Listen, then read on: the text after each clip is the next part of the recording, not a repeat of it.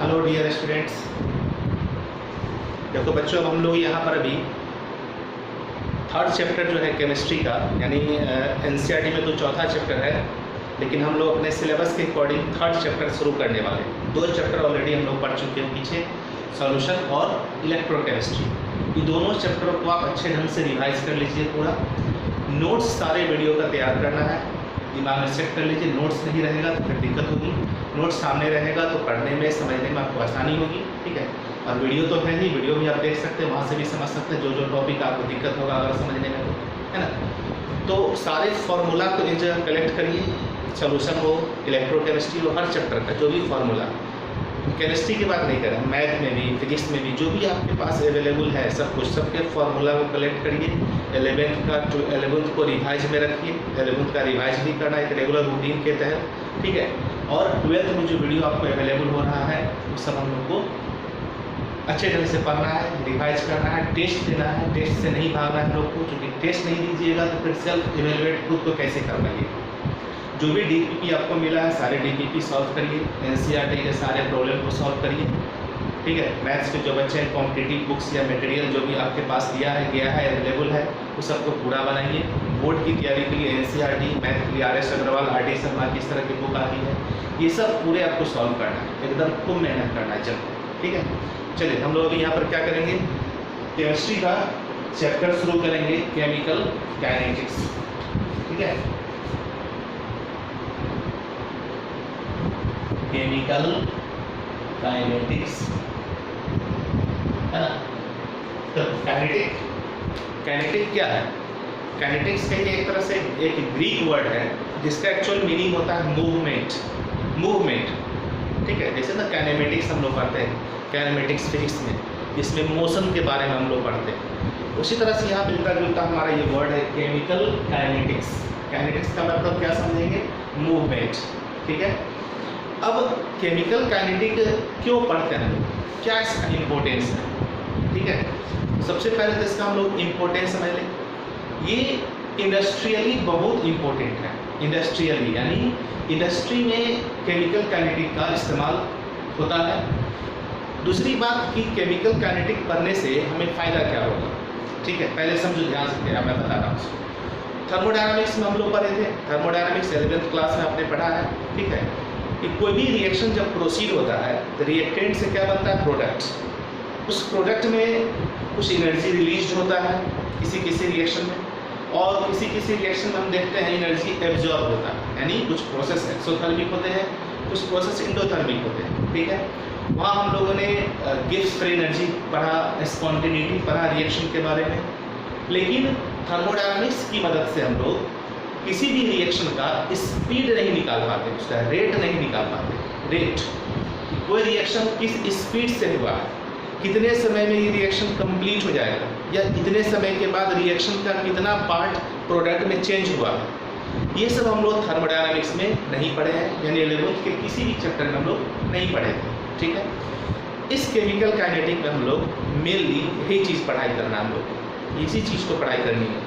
ठीक है, कि किसी भी रिएक्शन का स्पीड क्या है। स्पीड यहाँ कहने का मतलब हुआ कि रिएक्टेंट मैंने इनिशियली इतना लिया था और इतने समय के बाद रिएक्टेंट का कितना कंसंट्रेशन जो है वो प्रोडक्ट में चेंज हो चुका है। ठीक है, और ये बात समझ में, जैसे मानो हम स्पीड की अगर बात करते हैं तो मानो हम बाइक चलाते हैं। ठीक है, बाइक चलाते हैं तो क्या करते हैं, स्पीड कैसे हम लोग निकालते हैं? इतने समय में मैंने कितना डिस्टेंस ट्रेवल किया, डिस्टेंस कवर्ड बाय बाइक या mean divided by time interval, कितने टाइम में आपने उस डिस्टेंस को कवर किया, इस प्रकार से स्पीड निकाल लेते हैं।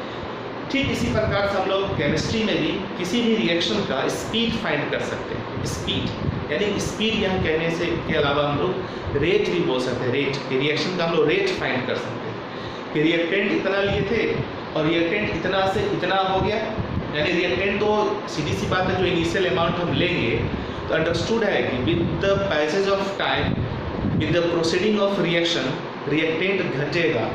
सोचिए, खुद सोचिए, रिएक्शन जैसे ही आगे बढ़ेगा तो रिएक्टेंट का अमाउंट तो घटेगा और समय के साथ प्रोडक्ट बढ़ेगा, यानी रिएक्टेंट का कंसंट्रेशन घटना है, प्रोडक्ट का कंसंट्रेशन बढ़ेगा। जिस रेट से रिएक्टेंट का कंसंट्रेशन घटेगा उसी रेट से प्रोडक्ट का कंसंट्रेशन बढ़ेगा भी। ठीक है। अब जैसे समझे एक उदाहरण बताते हैं। मान लो कि हमने इस रिएक्टेंट का शुरू में 10 मोल लिया। कितना मोल लिया? 10 मोल, 10 मोल ले लिया, ठीक है। अब मान लो रिएक्शन चला 20 मिनट तक, 20 मिनट रिएक्शन चला। अब 20 मिनट रिएक्शन कंप्लीट होने के बाद हम देख पा रहे हैं कि रिएक्टेंट का 4 मोल बचा हुआ है, 4 मोल बचा हुआ है। इसका मतलब रिएक्टेंट का कितना मोल प्रोडक्ट में चेंज हुआ होगा? 6 मोल। सीधी सी बात है, 10 मोल मैंने ले रखा था और 20 मिनट रिएक्शन कंप्लीट होने के बाद पता चला कि अब रिएक्टेंट का 4 मोल रेस्ट बचा हुआ है। इसका मतलब है रिएक्टेंट का 6 मोल जो है प्रोडक्ट में कन्वर्ट हो गया होगा। कितना मिनट में? 20 मिनट। तो रेट पूछेंगे तो क्या कहिएगा? रेट कैसे निकालेंगे? सोचो कितना कंजम्पशन हुआ है रिएक्टेंट का? 6 मोल। कितने टाइम में हुआ है? 20 मिनट में। तो 6 मोल में हम लोग क्या करेंगे?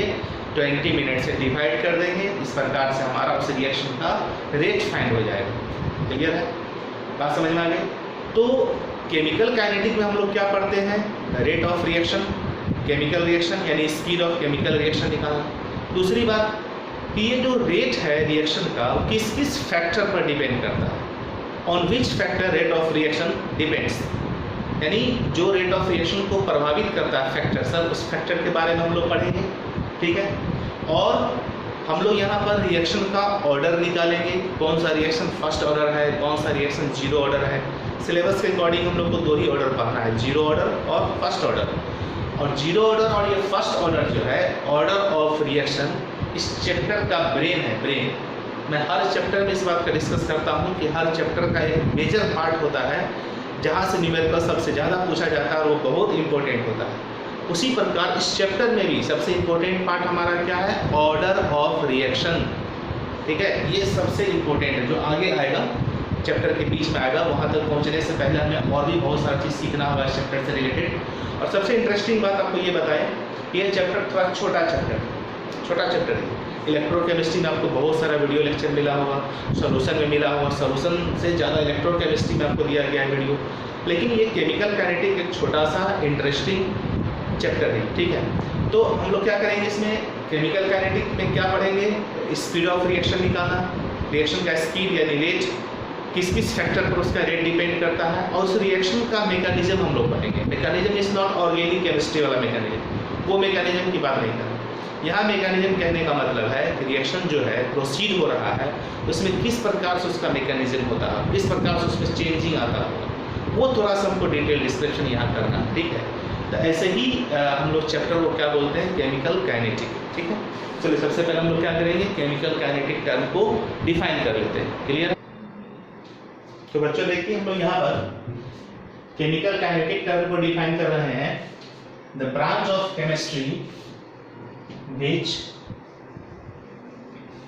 आप लोग पेन और कॉपी लेके बैठा करिए, जो भी इस तरह लिखेंगे आप नोट करते चलिए, ठीक रहेगा, है ना। नोट्स तैयार करना जरूरी है, ये नहीं कि चलो यहाँ देख रहे हैं यहीं से पढ़ लेंगे, ऐसा नहीं। नोट्स कॉपी में सबको जो लिखते हैं आप साथ साथ लिखते चलिए, नोट्स बनाते चलिए, है ना। The branch of chemistry which deals with the study of rates or speed of chemical reaction, ठीक है। उसके बाद factors on which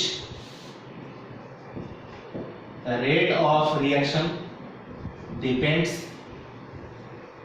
and the mechanism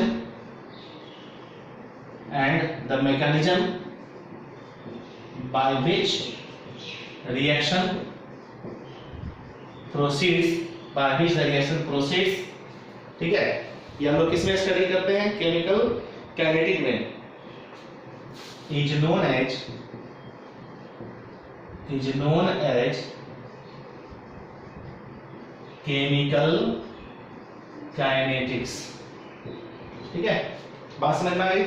जो भी समझा रहा था वही चीज मैंने लिखा है कि केमिस्ट्री का वैसा ब्रांच केमिकल काइनेटिक कहलाता है जिसमें हम लोग किसी केमिकल रिएक्शन के स्पीड या रेट्स के बारे में स्टडी करते हैं। Factors on which rate of reaction depends, किस किस फैक्टर पर रेट डिपेंड करता है उसके बारे में स्टडी करते हैं। और the mechanism by which reaction proceed, ठीक है, और उस मैकेनिज्म को पढ़ते हैं जिस मैकेनिज्म के थ्रू रिएक्शन प्रोसीड होता है। इन सभी चीजों का हम जिस ब्रांच में स्टडी करते हैं उसे क्या बोलते हैं? केमिकल काइनेटिक्स, ठीक है। यहाँ काइनेटिक का क्या मतलब समझते हैं हम लोग? काइनेटिक्स का मतलब क्या समझते हैं? मूवमेंट, यानी स्पीड। जब तक रिएक्शन मूव नहीं करेगा, आगे नहीं बढ़ेगा, तब तक स्पीड हम कैसे निकालेंगे? तो काइनेटिक एक ग्रीक वर्ड है जिसका मतलब क्या होता है? मूवमेंट, ठीक है। बात समझ में आ गई? अब देखो, पूरे आगे चैप्टर से पढ़ने से पहले इसके बारे में कुछ बेसिक चीज है जिसको अभी हम लोग समझ लेते हैं, ठीक है। बेसिक क्या है कि स्पीड या रेट के आधार पर हम इसको क्लासिफाई करेंगे, टाइप्स ऑफ रिएक्शन पढ़ेंगे, types of reaction on the basis of speed of reaction, ठीक है। चलिए हम लोग इस चीज को शुरू करते हैं, लेके इस चीज को जो बोलते जाते हैं सो, है ना, classification of reaction on the basis of rates, classification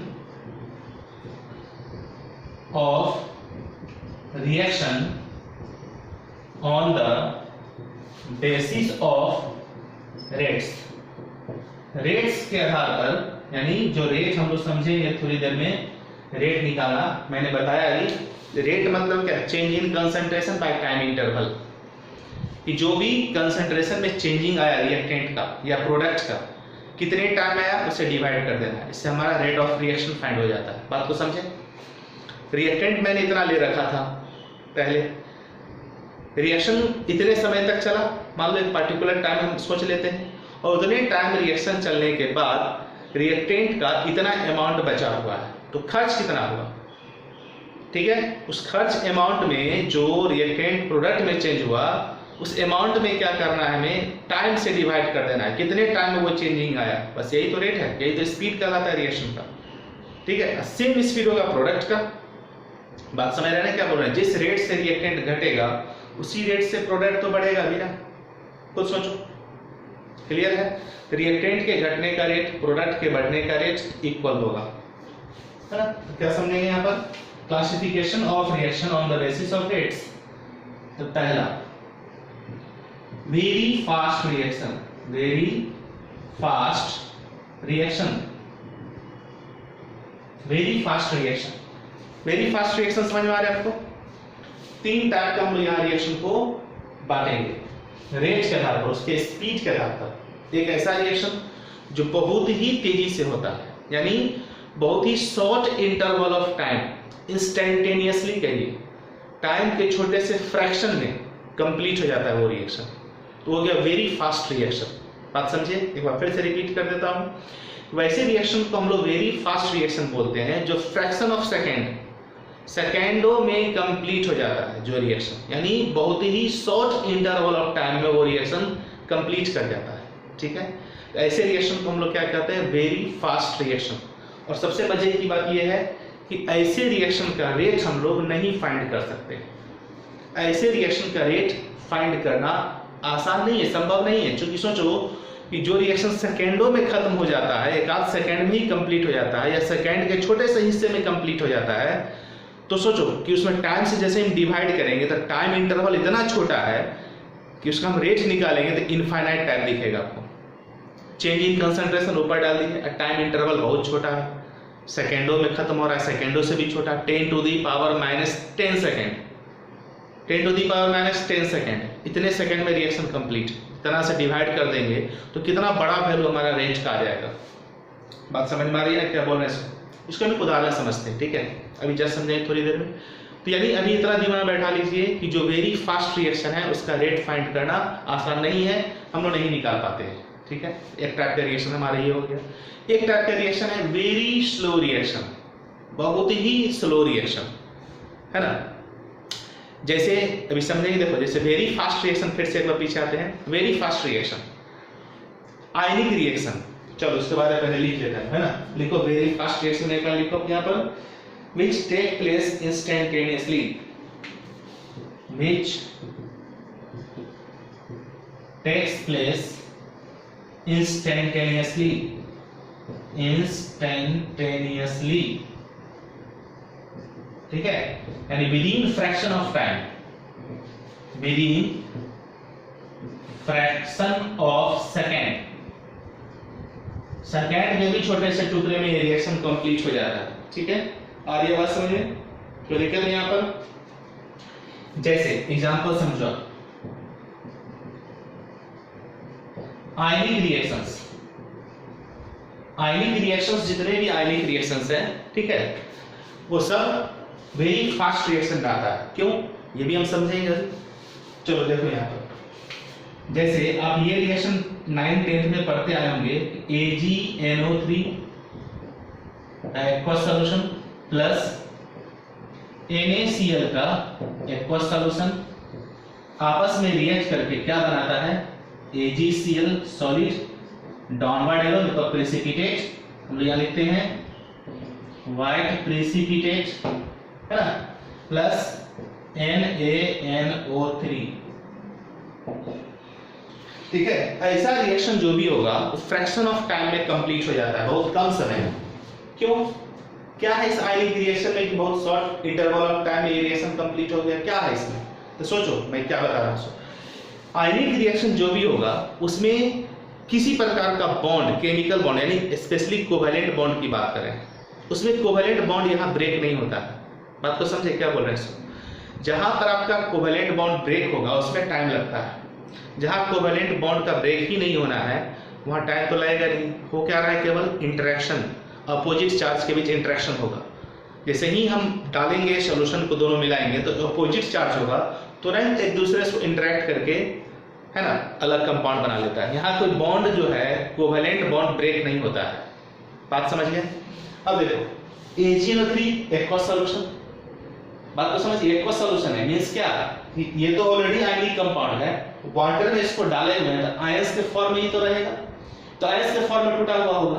बात समझ आया? यहाँ पर समझिए, AgNO3 Ag plus aqueous plus NO3 minus aqueous plus इसी प्रकार Na plus aqueous plus Cl minus aqueous, ये रिएक्शन करके क्या बना दिया, AgCl का सॉलिड प्रेसिपिटेट, ये नहीं टूटेगा ion, plus Na plus aqueous plus NO3 minus aqueous. ठीक है, ये रिएक्शन लिखने के पीछे मेरा यहाँ पर मकसद ये है कि मैं आपको ये बता सकूं कि जो AgNO3 है एक्वस लिखे हैं, मतलब क्या, ऑलरेडी ये AgNO3 पहले से ही आयन में टूटा हुआ है, Ag प्लस और NO3 माइनस। ठीक उसी प्रकार NaCl भी Na प्लस और Cl माइनस में अपने एक्वस सॉल्यूशन में टूटा हुआ होगा, पहले से डिसोसिएट है, वो आयोनाइज्ड है। और इस सॉल्यूशन को इस सॉल्यूशन के साथ मिक्स कर दिए तो क्या हुआ, क्या वहां पर बॉन्ड ब्रेक हुआ? नहीं, तो ऑलरेडी पहले से आयन में डिसोसिएटेड था अपने सॉल्यूशन में। AgNO3 ऑलरेडी एक्वस सॉल्यूशन में है तो आयंस में डिसोसिएटेड है, NaCl अपने सॉल्यूशन में डिसोसिएटेड है, तो वहां तो बॉन्ड नहीं तोड़ना पड़ा, पहले से टूटा हुआ है सॉल्यूशन में, और उसको हमने एक साथ मिक्स कर दिया। तो क्या हुआ यहाँ पर, इसका पॉजिटिव जो है इसके नेगेटिव के साथ, इसका पॉजिटिव इसके नेगेटिव के साथ, इसका नेगेटिव इसके पॉजिटिव के साथ, तुरंत यहाँ पर अट्रैक्शन काम करने लगेगा दो सभी अपोजिट आयंस के बीच, और ये तुरंत कंबाइन करके ये बना देता है। ठीक है, यहाँ पर पहले से ऑलरेडी बॉन्ड ब्रेक था सॉल्यूशन में, यहाँ कोई नया बॉन्ड ब्रेक नहीं हुआ। जैसे ही इसको मिलाएंगे आयंस तुरंत सेकेंडों में एक दूसरे से इंटरेक्ट हो जाता है और इस तरह से कर्डी व्हाइट प्रेसिपिटेट यहाँ बना देता है। ठीक है, बात समझ में आ रही है? क्यों ऐसा हुआ? क्योंकि आयनिक रिएक्शन में जो सॉल्यूशन तैयार है पहले से ऑलरेडी उसमें कंपाउंड जो है आयंस में डिसोसिएटेड रहते हैं, मिलाने के बाद डिसोसिएट नहीं हुआ, वो ऑलरेडी पहले से डिसोसिएटेड है। मिलाने के बाद क्या हुआ, अपोजिट आयन में इंटरेक्शन स्टार्ट हो गया ओनली, बस सेकेंडों में अपोजिट आयन दूसरे से अट्रैक्ट करता है और फाइनली प्रोडक्ट बना देता है। बात को समझ रहे हैं? कर्डी व्हाइट प्रेसिपिटेट बन गया, अभी आयंस में टूटा हुआ नहीं रहेगा, लेकिन जो एक्वस सॉल्यूशन वो आयंस में रहेगा। इस प्रकार से तुरंत देखिएगा इस सॉल्यूशन को मिलाते हैं, with in second curdy white precipitate बन के तैयार होता है। ठीक है, इस प्रकार का जो भी आयनिक रिएक्शंस होंगे वो सभी वेरी फास्ट रिएक्शन होगा, और ऐसे रिएक्शन का हम लोग रेट ऑफ रिएक्शन नहीं फाइंड करते हैं। अच्छी बात, हमें नहीं पढ़ना है ऐसे रिएक्शन का रेट। बात समझ रहे हैं ना? देखो कितना आसान है, ऐसे रिएक्शन का रेट कैलकुलेट करना आसान नहीं है, नहीं पढ़ना है हमें ऐसे रिएक्शन का रेट फाइंड करना। क्लियर है? चलिए, एक तो ये टाइप का हो गया। दूसरे टाइप समझते हैं। दूसरा हो गया very slow reaction. Very slow reaction, ठीक है, वेरी स्लो रिएक्शन। किसको बोलेंगे वेरी स्लो रिएक्शन? जिसको कंप्लीट होने में, ऐसे रिएक्शन को कंप्लीट होने में महीनों लग जाते हैं, सालों लग जाते हैं, महीनों सालों बोल रहे हैं, ठीक है ना, यानी मंथ्स लग जाते हैं, ईयर्स लग जाते हैं। तो ऐसे रिएक्शन का भी रेट हमें नहीं फाइंड करना है, नहीं निकालना है। क्यों? कौन बैठा रहेगा रिएक्शन को देखने के लिए 1 महीना तक, 1 साल तक? है पॉसिबल? आप लेबोरेटरी में किसी वर्क को करिएगा इंडस्ट्री में, तो क्या उसको आप 1 महीना तक होने दीजिएगा? 1 महीना तक उसको हम देखते रहेंगे? सालों देखते रहेंगे? नहीं, ठीक है। यानी चेंजिंग बहुत कम होना है और टाइम बहुत ज्यादा लग रहा है।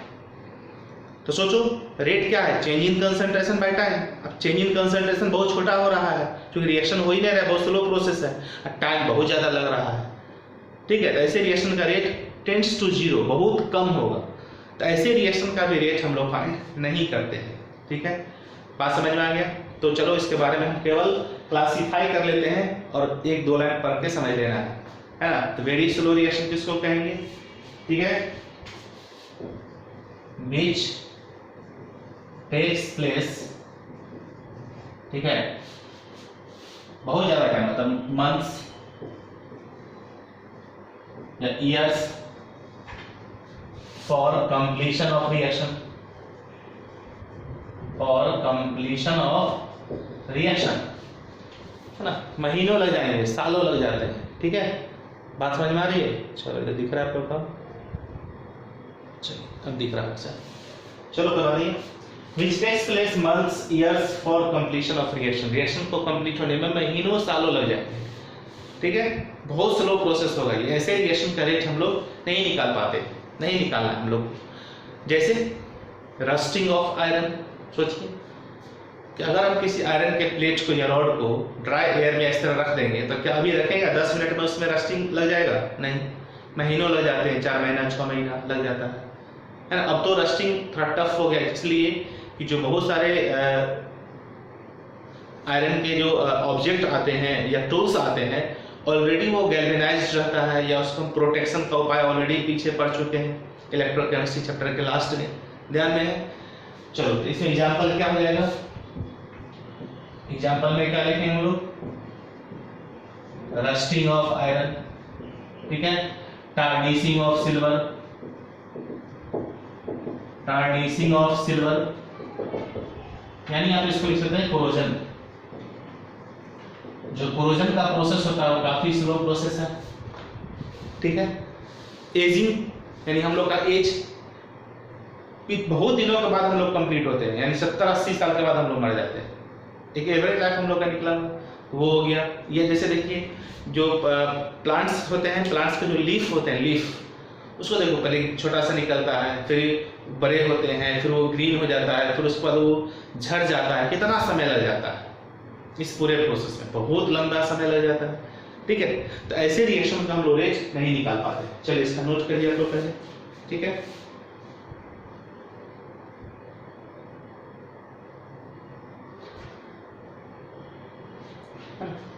और भी बहुत सारा प्रोसेस हो सकता है, जैसे फॉर्मेशन ऑफ कोल, ठीक है, या फॉर्मेशन ऑफ डायमंड,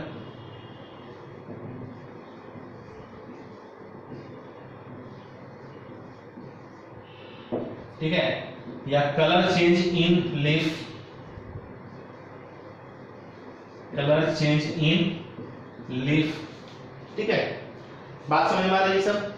ये सब बहुत ही स्लो प्रोसेस है, बहुत समय लग जाता है ऐसे प्रोसेस को कंप्लीट होने में। और ये बात समझ में? चलो ये हो गया वेरी स्लो रिएक्शन, क्लियर है। अब आइए जो हम लोग को पढ़ना है वो है आपका मॉडरेट रिएक्शन। मॉडरेट रिएक्शन जो न ही बहुत स्लो होगा न ही बहुत फास्ट होगा, neither very slow nor very fast, ठीक है। ना ही बहुत स्लो होगा ना ही बहुत फास्ट होगा। इसमें होगा क्या? टाइम जो टेकन होगा, टाइम टेकन सेकेंड में होगा, मिनट में हो सकता है, आवर्स में हो सकता है, ठीक है। जनरली हम लोग सेकेंड, मिनट, आवर्स, ठीक है, ये सब कंसीडर करते हैं। तो वैसा रिएक्शन जो नहीं बहुत फास्ट होगा, नहीं बहुत स्लो होगा, वो सब आ जाएगा हमारा मॉडरेट रिएक्शन। इसमें स्पेशली आता है molecular reaction. Sir molecular reaction, very fast reaction में क्या आ गया, आयनिक रिएक्शंस, जबकि मॉडरेट रिएक्शन में क्या आ गया हमारा, मॉलिक्यूलर रिएक्शंस, जिसमें सब्सटेंस के मॉलिक्यूल्स इन्वॉल्व होंगे, जिसमें केमिकल बॉन्ड का ब्रेकिंग होगा, केमिकल बॉन्ड का फॉर्मेशन होगा, उसको हम लोग बोलते हैं मॉडरेट या मॉलिक्यूलर रिएक्शन। ठीक है, बात समझ रहे हैं यहाँ पर? चलिए इसका स्क्रीनशॉट लीजिए, फिर इसका कुछ एग्जांपल यहाँ पर लिखेंगे, है ना। चलिए स्क्रीनशॉट ले लो इसका पूरा।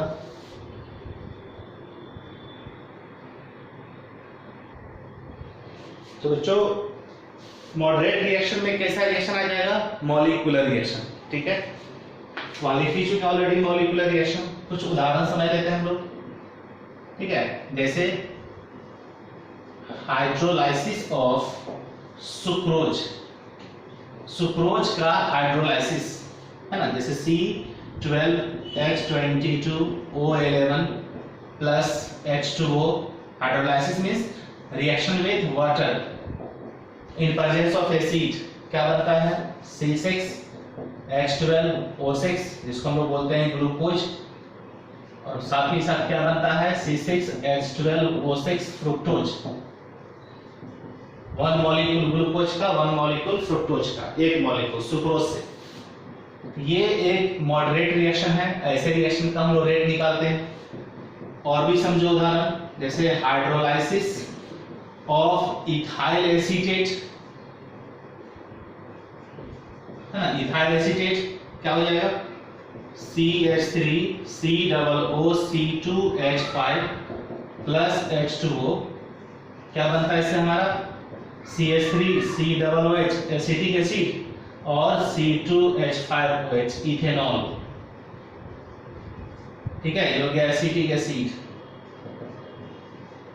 एसिटिक एसिड, ये क्या है, इथाइल एसीटेट, है ना। और भी उदाहरण समझिए, decomposition of H2O2, decomposition of H2O2, जैसे H2O2 हम जानते हैं कि थर्मली डिकम्पोज हो करके रूम टेम्परेचर पर ये H2O और O2 बना देता है ना। और भी है डिकम्पोजिशन ऑफ अमोनियम नाइट्राइट,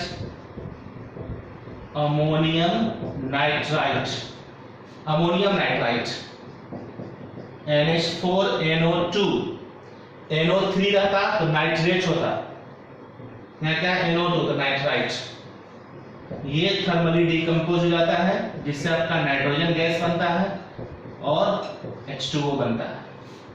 ये सब कुछ उदाहरण लिखे अभी हम लोग बोर्ड पर। ऐसे ही रिएक्शन को आप पूरे केमिस्ट्री में बराबर देखते रहते हैं, इस प्रकार का रिएक्शन सब कुछ उदाहरण लिखे हैं।